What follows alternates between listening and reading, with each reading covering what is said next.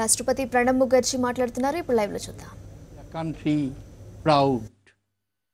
Friends, on 15th August 1947 we won political freedom, the birth of modern India along the length and breadth of our country. The ideals and convictions that had held through the travails of an epic struggle against British rule were under strain. A great generation of supreme heroes faced this formidable challenge. The sagacity and maturity of that generation saved our ideals from deviation or degeneration under the pressure of emotion, including rage.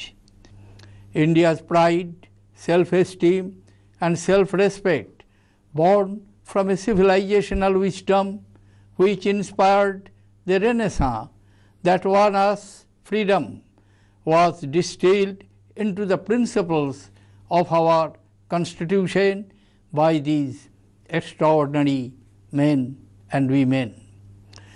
We have been blessed by a Constitution that launched India's march towards greatness.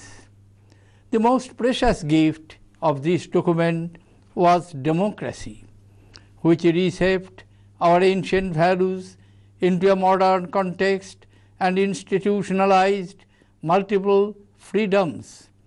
It turned liberty into a living opportunity for the oppressed and impoverished, offered equality and positive discrimination to the many millions who had suffered social injustice, and instituted a gender revolution that has made our country an example of progress.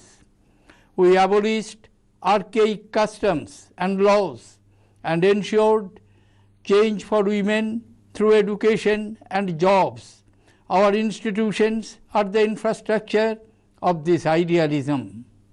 Fellow citizens, the finest inheritance needs constant care for preservation. Our institutions of democracy are under stress. The Parliament has been converted into an arena of combat rather than debate.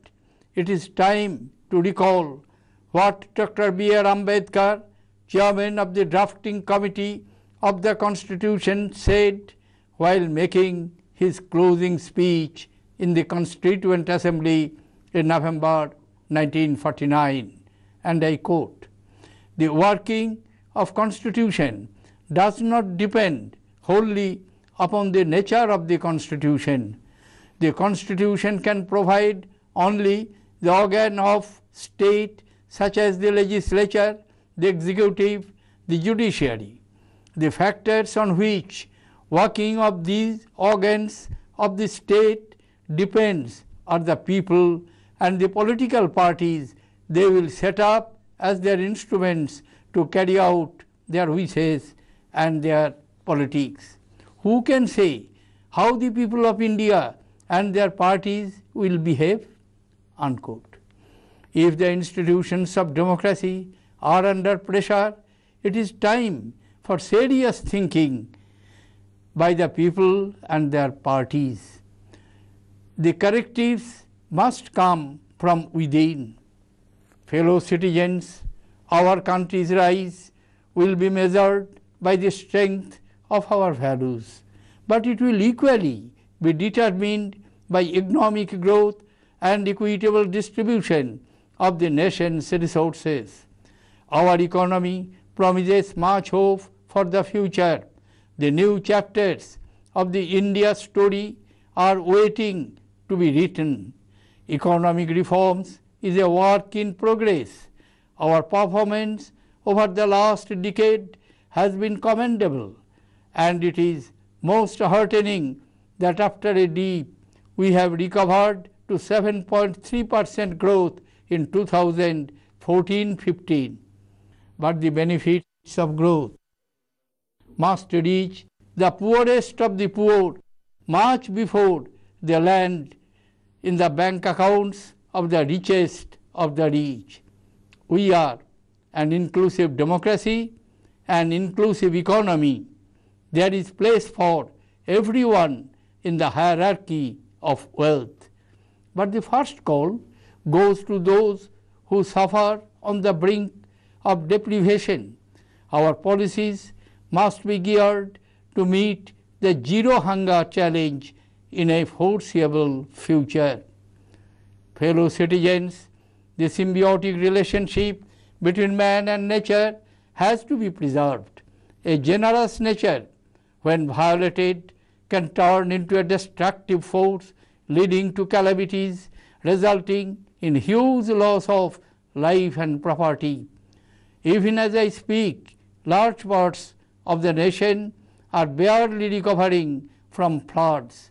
We need immediate relief for the afflicted as well as long-term solutions for the management of both water deficiency and excess. Fellow citizens, a nation which forgets the idealism of its past loses something vital from its future.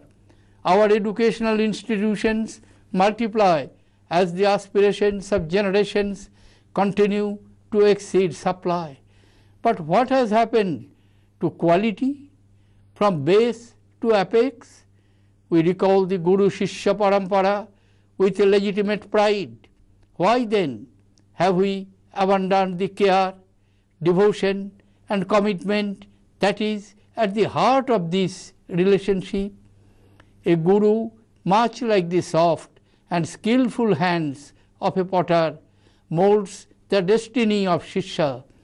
The student, with devotion and humility, acknowledges the debt of the teacher. Society respects and recognizes the merit and scholarship of the teacher. Is that happening in our education system today? Students, teachers, and authorities must pause and introspect. Fellow citizens, our democracy is creative because it is plural, but diversity must be nourished with tolerance and patience. Vested interests chip away at social harmony in an attempt to erode many centuries of secularism. In an age of instant communication, through ever-improving technology, we must remain vigilant to ensure that the devious designs of a few never overcome the essential oneness of our people. For both government and people, the rule of law is sacrosanct, but society is also protected by something greater than law, humanity. Mahatma Gandhi said, and I quote, "You must not lose faith in humanity." Humanity is an ocean. If a few drops of the ocean are dirty, the ocean does not become dirty, unquote. Friends, peace, friendship, and cooperation bind nations and peoples